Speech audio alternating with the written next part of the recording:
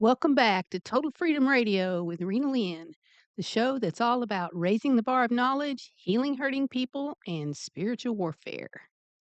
Tonight, we are back in our ancient paganism class about witchcraft and in the Middle Ages, or paganism in the in the middle of age, paganism in the Middle Ages. We're going to talk about Wiccan tools, an altar, candles, degrees of the craft, and legends. And first of all, I want to give you some information. We now have a combined potential reach exceeding 200 million potential listeners. We are on demand on both Roku and Amazon Fire TV. Revelation radio station is no more. They have changed to Christian Media. Let me find that slide. Last Christian Media, excuse me. And if you want to watch us on Amazon Fire or Roku, you'll need to go on there and find this Last Christian Media app. It looks just like this and sign up. We are also on multiple other platforms, and I thought I had that on here, but I think I've lost it. Ah, here we are. Brighteon, Substack, Rumble, and YouTube, a few more, but those are the biggies. So join us on there. We're a video platform now on demand, so you don't have to wait to a certain time on the radio. And let's get back to our class. All right, first of all, I want to add a little scripture here. The show is always dedicated to Jesus Christ and his work on behalf of human beings, his sacrifice on the cross that allows us a chance to come back to him and to escape the stain of sin. In Deuteronomy 18:19 through 14, he says, "When thou art come into the land which the Lord God giveth thee, thou shalt not learn to do after the abominations of those nations. There shall not be found among you any one that maketh his son or his daughter to pass through the fire, or that useth divination, or an observer of times, or an enchanter, or a witch, or a charmer, or a consulter with familiar spirits, or a wizard, or a necromancer. All that do these things are an abomination unto the Lord, and because of these abominations, the Lord thy God doth drive them out from before thee. Thou shalt be perfect with the Lord thy God.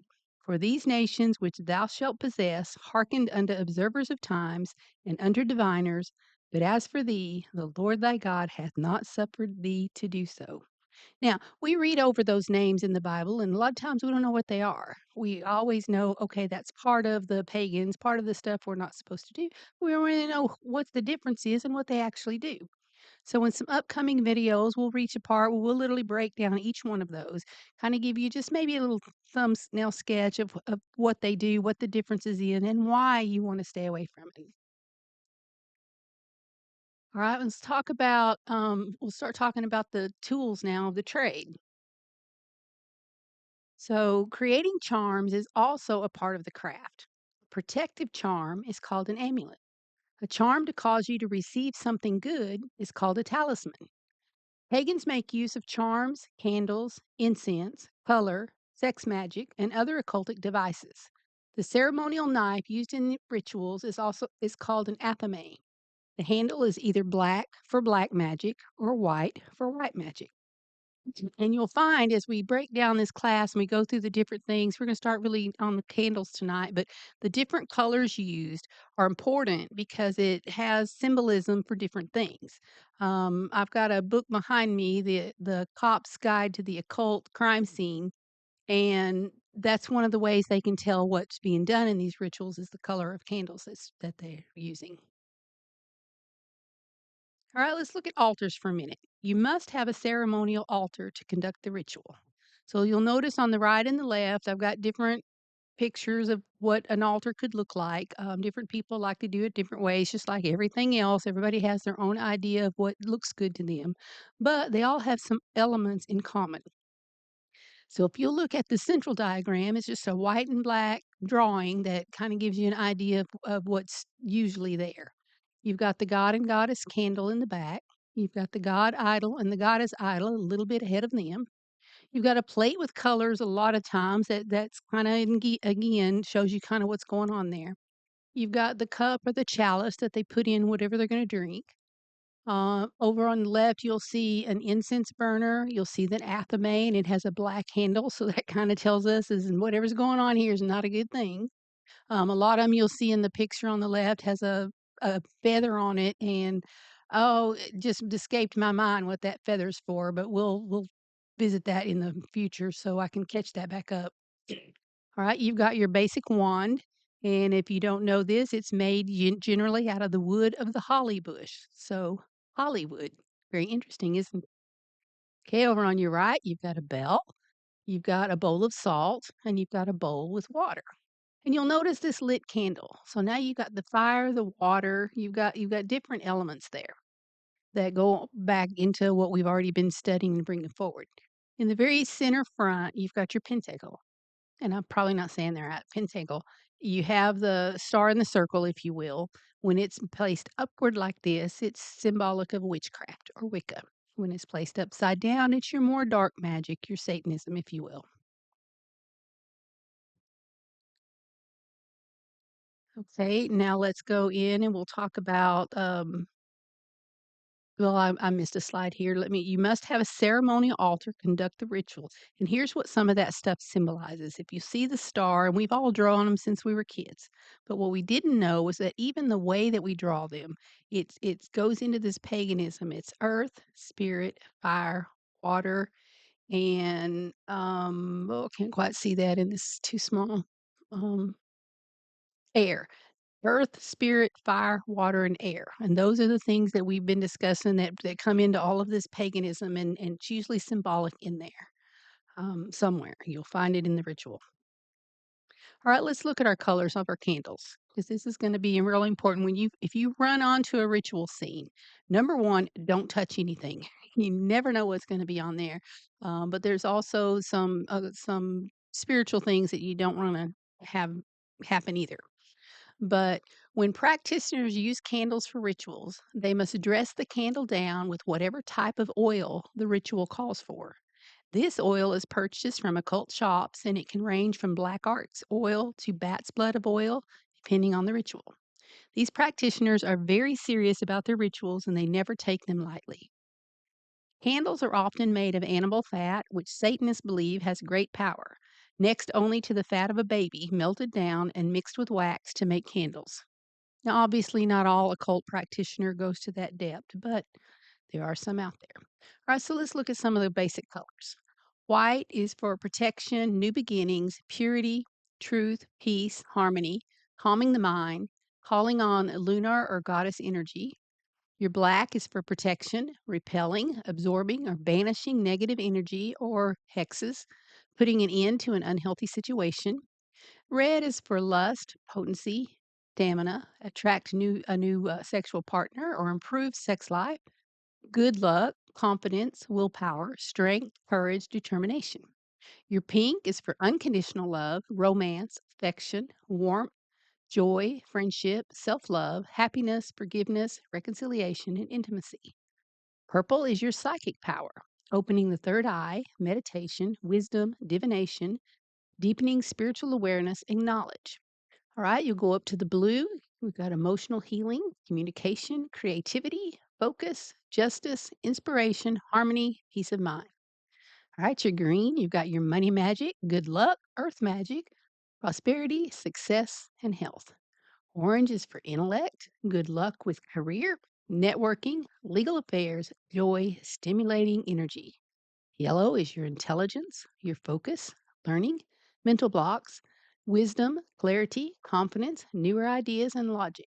And you go into your goals, you're looking at prosperity, wealth, personal power, success, wealth, enlightenment, and calling on male energy.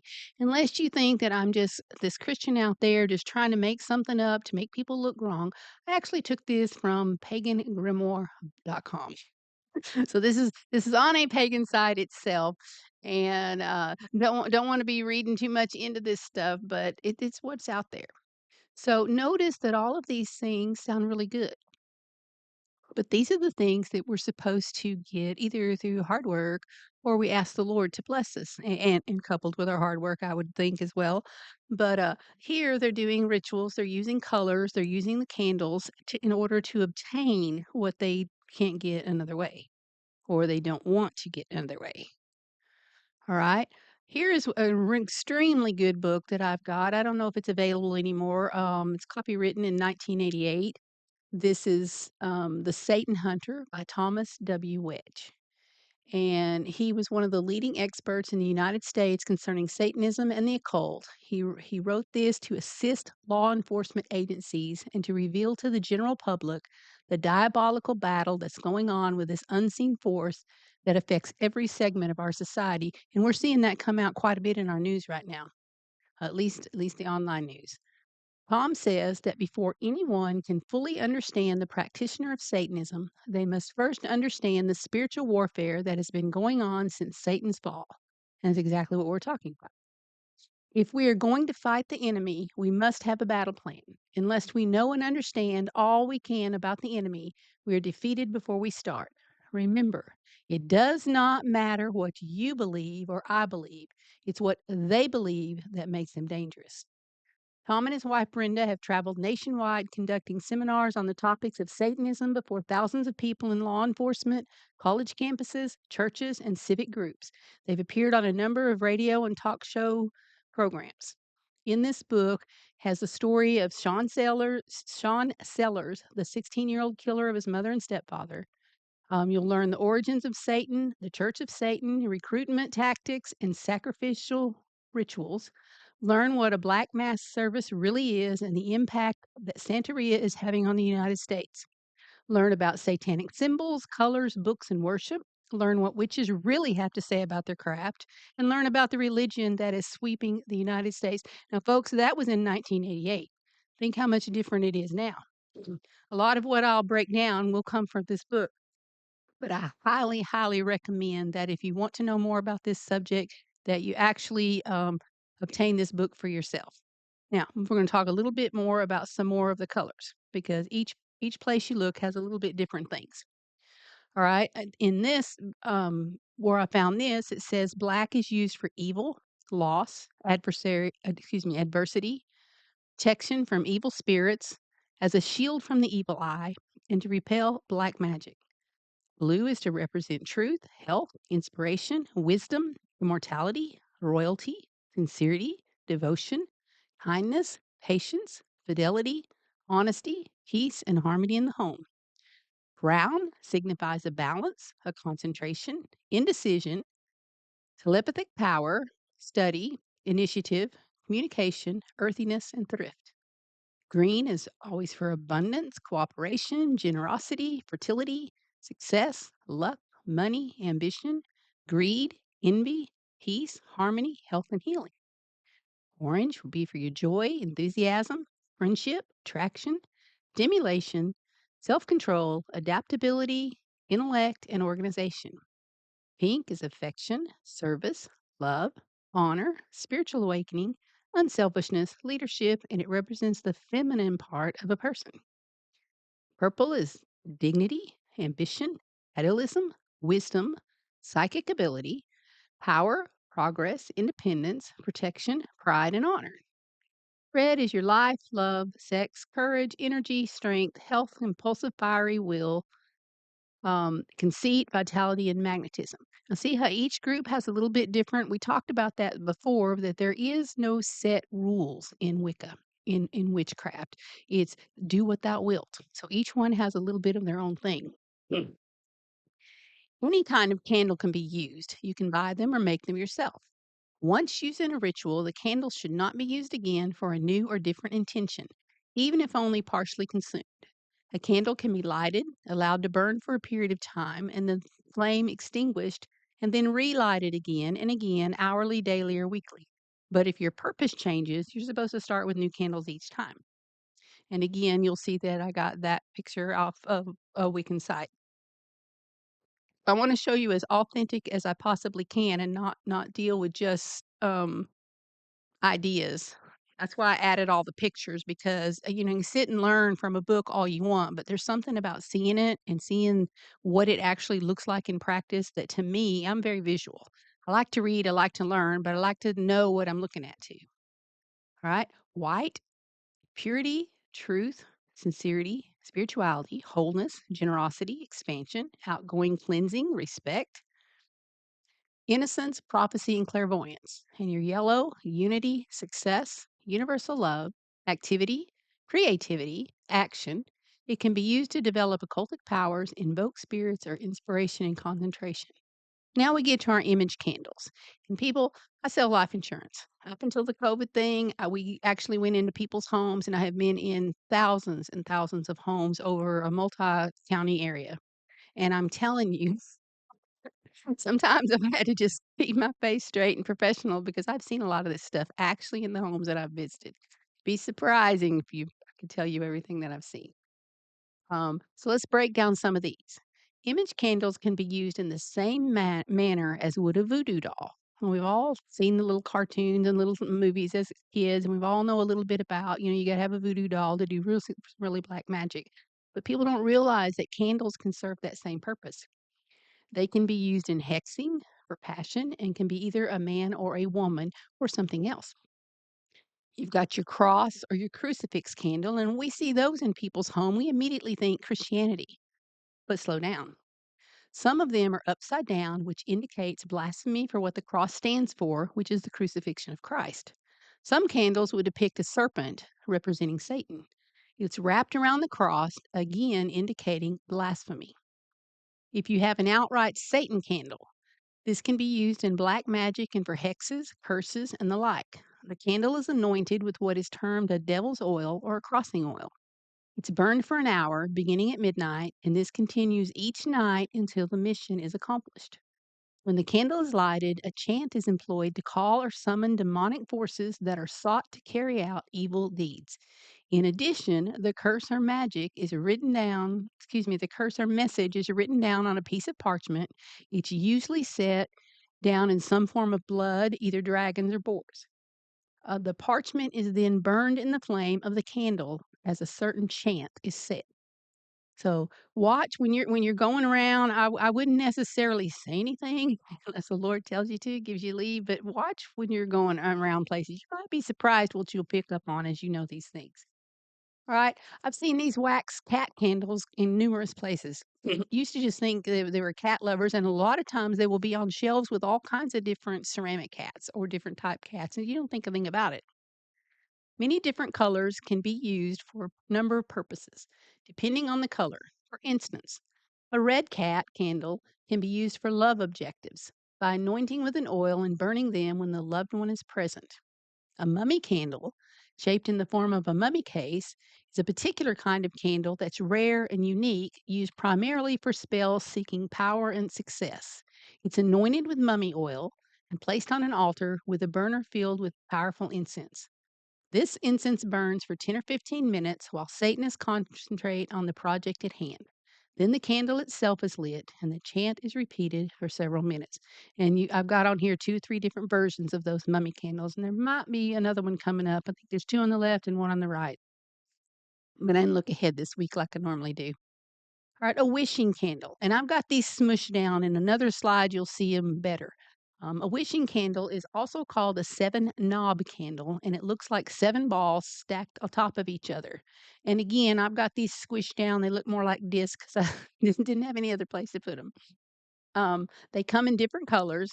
Each ball is burned, perhaps with a message attached to each ball over a period of 7 days. At the end of that period, the particular hex or whatever it is they're actually doing should be completed at that time. Okay. Now we've got a reversible candle. I've seen these quite a few places. Basically, they're red in color, but they can be other colors. The outer surface has been dipped in black wax. Thus, when lighted, the dark, harmful elements are first burned away, according to Wiccans, exposing the bright, energizing vibrations which emit from the red center. Usually, the candle is dressed with a reversible oil and burned for an hour each day until the negative force which has been developed the person has been broken. Excuse me, I'm having trouble talking again tonight. The powers of light and energy that can spread those soothing and enlightened rays through their lives. All right, now we come to the skull candle. And I'm going to tell you, I have seen these far more than I'm comfortable with. And if you'll look, you'll see different forms on here. You've got what we would look more like the Mexican look to it. Down on the bottom, it looks basically like a real skull would look, that you would find somewhere. Up on the top, we've got all kinds of different ones over there. These also come in several colors. They're used primarily for hexing and separating purposes. The white version of this candle is used to help someone who is ill recover from that illness. I notice they're going to to a death head candle rather than to the Lord. They're not having the elders of the church anoint them and pray for healing. They're going to an occultic source. All right, green skulls are used to separate a person from his money. So if someone wants to curse you because you're wealthy or because you have enough to pay your bills or whatever, or maybe they want to take your money for you, they would use a green skull. A red skull candle can be burned to cause love between two people to die. Let's say a lady wants your man or a man wants your woman. Then they would use a red candle. Yeah, a red skull candle. All right, the red version can also be utilized to cause a person to move from their home. Let's say you've got a neighbor you don't really care for. Let's say you got a Wiccan in the house and a really, really strong Christian moves next door. They're going to be doing some rituals here to cause you to move from your home. Black skulls are used with care, since this candle, the Satanists believe, can cause severe suffering and pain, and those who use forces can come back on the user. So they're a little bit careful sometimes when they're doing some really rough things because they don't want it to come back on them. All right, let's look at our classic witch candle. And I just got to tell you a story. I'm probably going to get in trouble if the wrong person hears this, but I don't care. The truth is the truth. Um, Constructed in the shape of a witch, these are used for love spells. A few years ago, I was going to a little church, and I had long been known for teaching against paganistic religions, teaching a symbolism, all kinds of stuff. And you know how it is sometimes when you're that person, and the other people who don't worry about these things kind of roll their eyes at you. Well, it was in the fall of the year, and the pastor's wife, of all people, had put together a ladies' retreat. And we had a children's summer camp that was up in the hills, way out from nowhere, and kind of very rustic. And that's where we were going. Drove, I don't know, an hour and a half, 2 hours maybe up there, and walked in. It was around Halloween time, and they had the tables covered in Halloween fabric. And I kid you not, in the center of every table was a black cat candle and one of these witch candles. And my mouth dropped. And I just turned around and said, "I can't stay." And I turned around and started to leave, and she said, "Well, it's not it's I knew you were gonna be upset." She said, "But it's not that big a deal." I said, "Are you kidding me?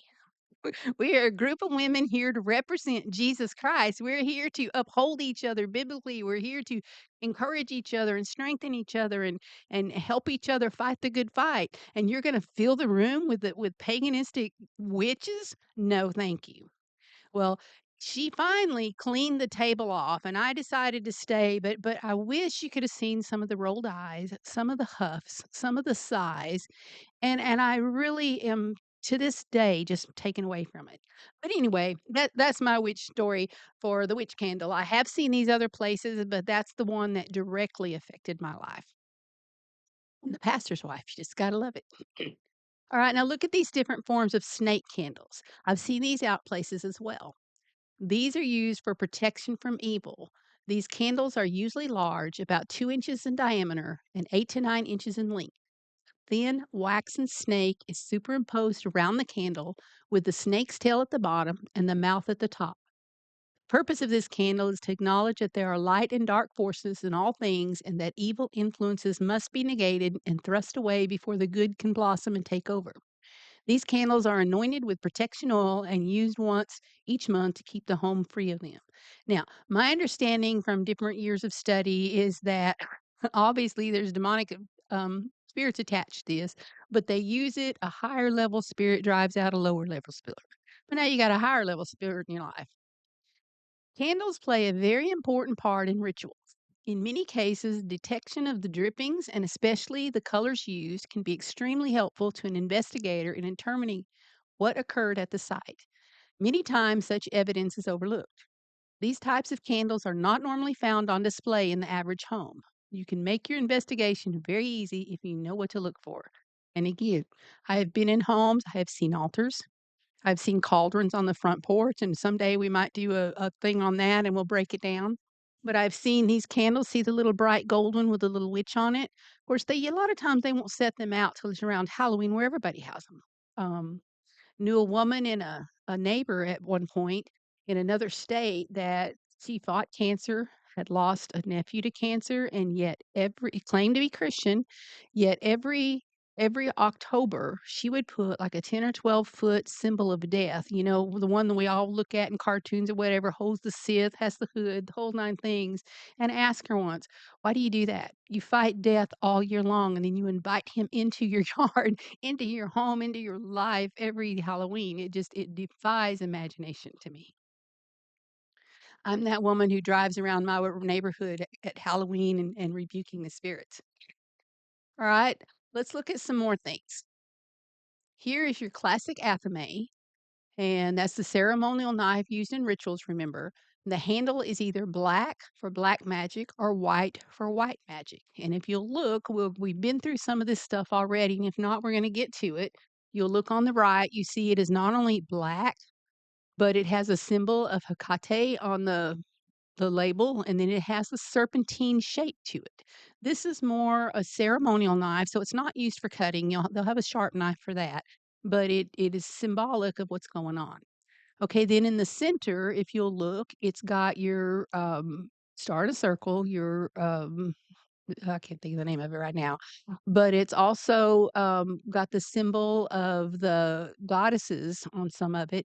Over on your left, I have seen these. These are almost used for sometimes bookmarks.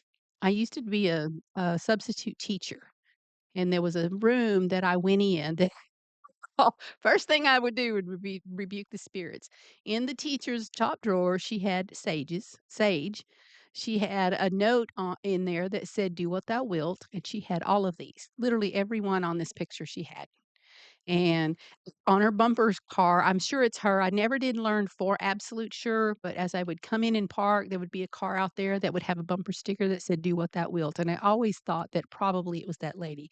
But if you'll notice that the one on the far left, the little purple looking one with the yellow on it, those are the symbols or the shapes of the moon, you know, and those are the times when rituals are done. So always look at what you're seeing, and if you'll notice, this is also the symbols of the triune, Hecate, I can't think of the other name of it, the maiden, the oh, we just did that last I think the last 1 or 2 things. The maiden, the married lady and the old lady. I can't think of the name of it right now. I'll think of it in a little bit.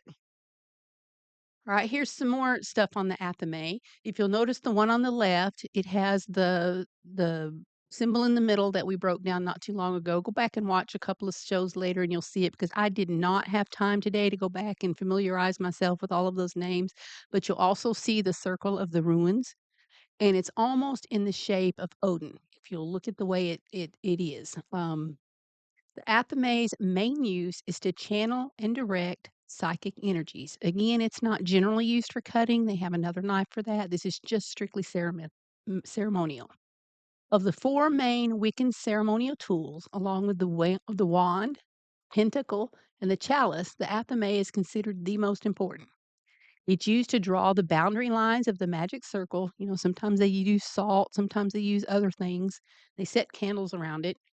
That's the sacred and protected space in which rituals and spells are performed. Athame and the chalice are used to celebrate the great rite to celebrate masculine and feminine sexual energies. So again, it's symbolic of the god and goddess.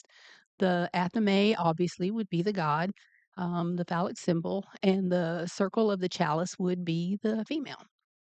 By tradition, the athame is never used for actual physical cutting. Usually, a white handled knife is used for that instead. In the Key of Solomon, a grimoire that dates back to the Renaissance, there's a mention of a black handled knife called an athame. So, this is not something new, it's not something modern. This has gone on for quite some time. Oh, I'm sorry, I didn't advance my slide when I was reading that. And so, I'll wait just a second and let you see all of that. You can screenshot that and read it more in depth if you want to. All right, now let's look at the Wiccan tools on the altar some more. We're going to look at, notice you'll see your candle holder that it looks like a brass devil. It's holding up the fire. And then on top, you'll see the three phases of moon. Again, the three faces of the goddess on the white handled athame. You'll see another brass devil looking candle holder. Now you'll see in red, you'll see the seven knob candle, you'll see the god and the goddess, you'll see the cat, you see the skull, and you see the cross. And then down on the bottom, you'll see different ways that altars are set up. So once you know how to read the symbolism, it doesn't matter that they look different. It matters that the elements are there. So kind of familiarize yourself with these elements a little bit, so you'll know what you're looking for. Like the bottom right, you've got your grimoire. You've got the black skulls. You know something dire is being done here. You've got the ring of skulls that's holding the different candles. Probably that piece of parchment or possibly even, some sort of leather is holding the spell itself. Um, in then you've got your spirit of death, the dark devil-looking person, it just looks like death to me. Alright, and then you've got your voodoo doll on the other one. You've got notice even on the bottle, they've got a symbol of death drawn.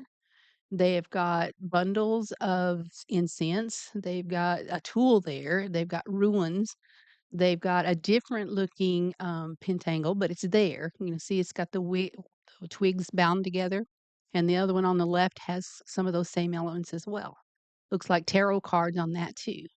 Now, you'll notice that even the size of the candles has to do with it, and this comes from an alchemy shop.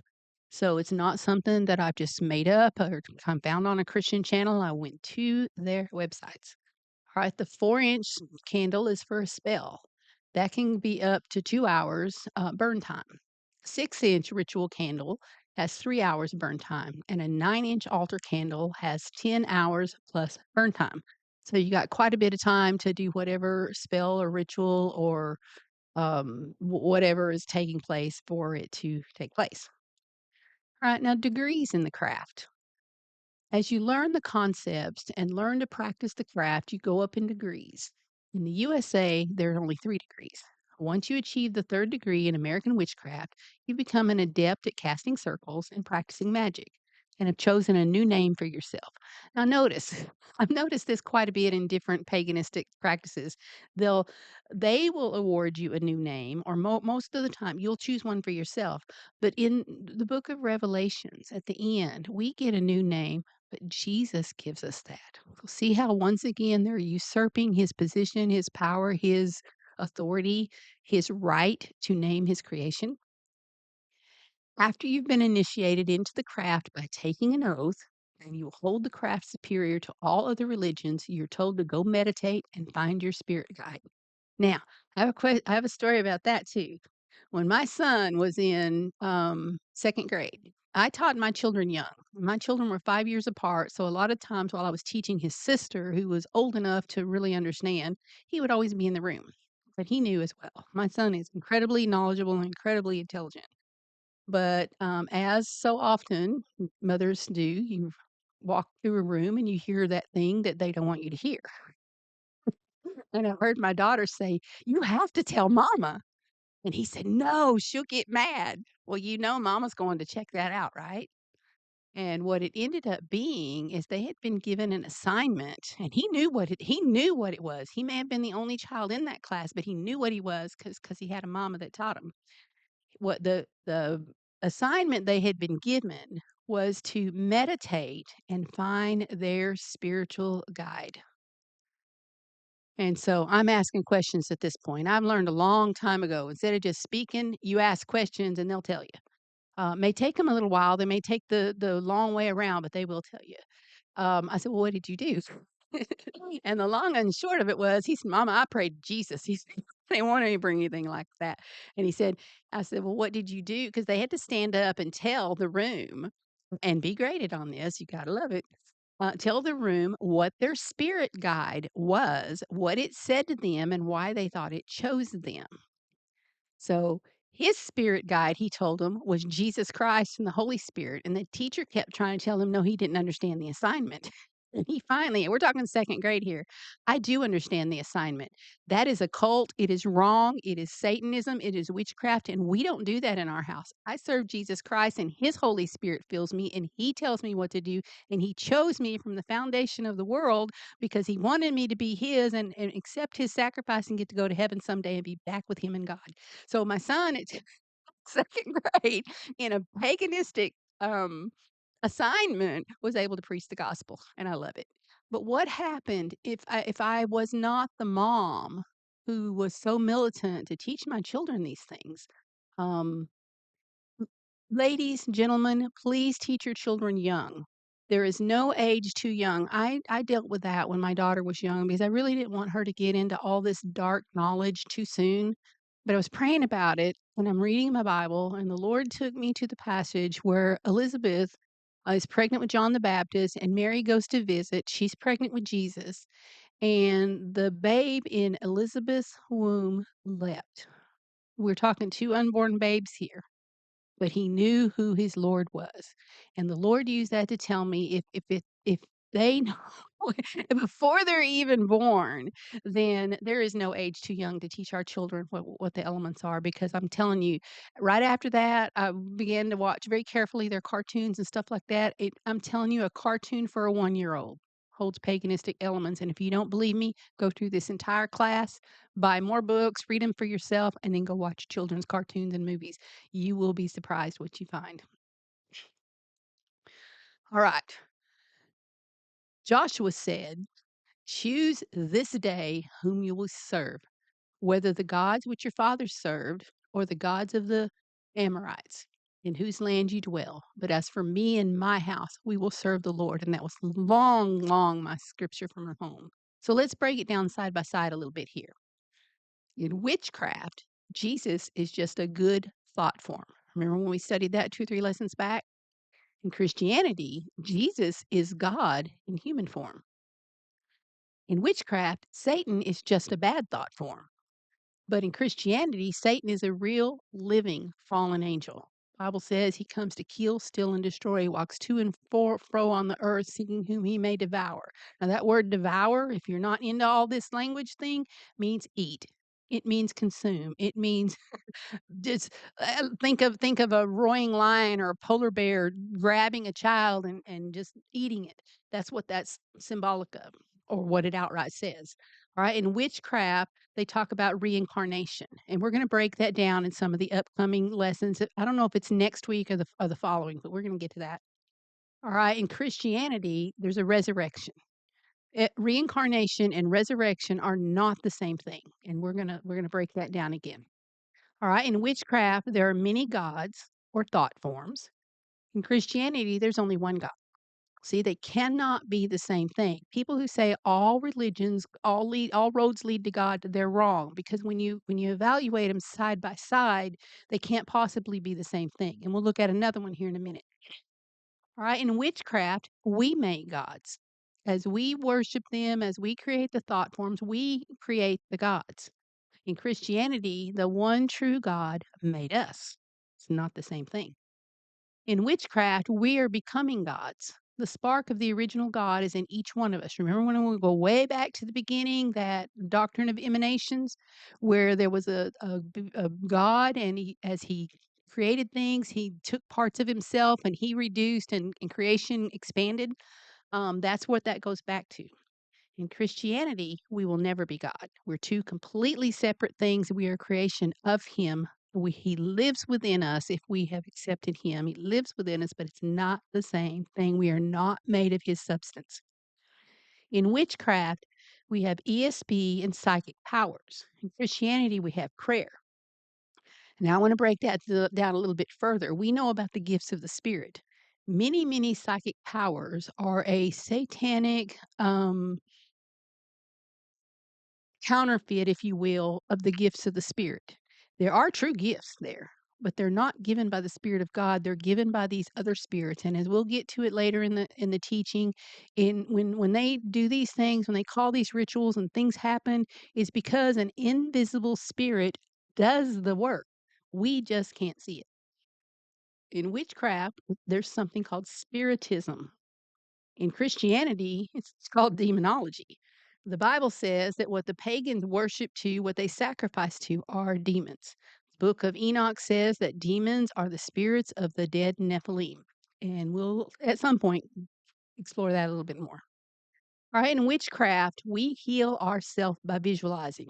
This is one of the things that I thought about years back in a church when they started bringing in this terminology of visual, visualize your prayer.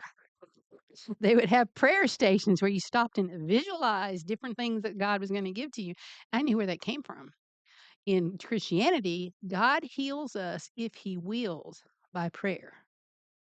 Cannot tell you the people that I have heard say and truly believe that if you believe hard enough, you will be healed. And if you're not healed, or your child's not healed, your grandma's not healed, Joe Blow's not healed, it's because you didn't do it right. You didn't believe enough. You didn't have enough faith.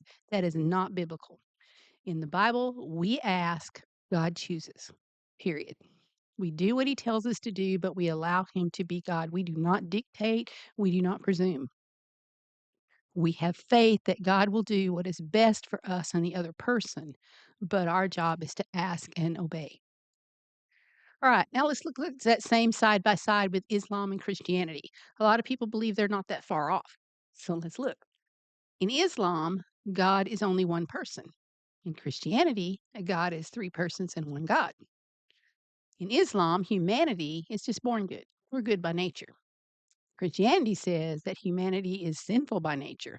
And I think we've all, if you've been a mom or you've been around little kids, you don't have to teach a little kid to do wrong. They got it in them. You got to teach them to do right. In Islam, Jesus is merely a man, not God. There's a whole lot more to that, but we'll leave that alone for now. In Christianity, Jesus is more than a man. He was also God. He's the God man. He is God come down in the form of man to die for us. In Islam, the death of Christ, they teach that He didn't die or rise again. Basically, a cosmic spirit of Christ came down and rested on a man, and that was Jesus for a while, but it left Him before He went to the cross. In Christianity, when we talk about the death of Christ, He died and rose again in the same body. There was no reincarnation going on here. It was the same body. In Islam, they say that the Bible is corrupted. Christianity says that the Bible is not corrupted. We found ancient scrolls, even the Dead Sea Scrolls.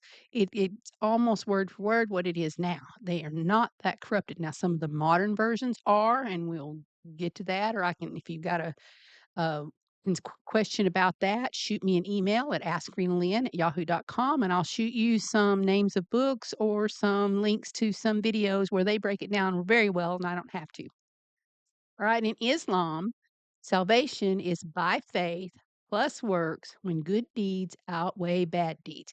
Think of the old scales of justice that I can't think of the dog Anubis. I think it was Anubis that had the scales of justice. And if your good deeds outweighed your bad deeds, you got to go to the Egyptian heaven. If they didn't, you didn't go. In salvation, it's not by works. It's a free gift of God for all who believe. And let's see. Let's talk about the degrees in the craft for a couple minutes, then we're going to quit. And next week, we'll pick up on something else. All right. Notice how Wiccan thought has crept into the church. In some denominations, some say Jesus is not God or Satan is not real. Some denominations do not believe in the physical resurrection, and even some Christian cults teach reincarnation now. Some churches have accepted evolution and our magic power of confession. Back to the prayer stations I was talking about. We'll break that down again later, too. Even to the extent that we are little gods, that is being taught in our churches now. Not all of them, but some. Some have begun to replace prayer with meditation. Now, when we get to the Word of Faith and emergent section, we're going to break that down in detail. And again, I forgot. I'm using two different screens because the other one's bigger and I can see it better. And I'm so sorry that I forget to advance these slides. I'll get better at that. I'm so sorry about that. I'll advance that one first just so we won't do that this time. All right, legends. There are legends of an ancient practice among the Wiccans about a god, man, king whose ritual death brought life to the crops. If Wicca is simply an offshoot of Druidism, and Druidism is an offshoot from the religion of the Jewish patriarchs mixed with the paganism of Baal, we can see why the further back they go, the more similar it is to ancient history. And I've had people even lately say, "Oh, Christianity comes later." It's patterning itself on these old rituals where the God man comes and he dies and gives life to the crops. No, it's two different things. We'll pick this up later and we'll break it all down. If you'll notice, you see Baal on the left, on the top right, you see skulls, I think, from, oh, I can't think of the name. It's the South American temple. I'll think of it later. The Aztecs, you'll see different rituals here, different things. You've got Nimrod, Semiramis, and Tammuz, and all pagan religions go back to that as well. And we will pick this up next time. Thank you for visiting with me on um, Total Freedom with Rina Lynn. And if you have any questions about this ancient paganism class, then just shoot me an email, put something in the comment, and if it's something that I can't answer, I will send it to Dr. Ken Johnson and we'll let him answer. And at some point, I really hope to interview him on the Total Freedom Show. So you guys have a great evening, and we will get back to this later. This is all for the Total Freedom Show now. Good night.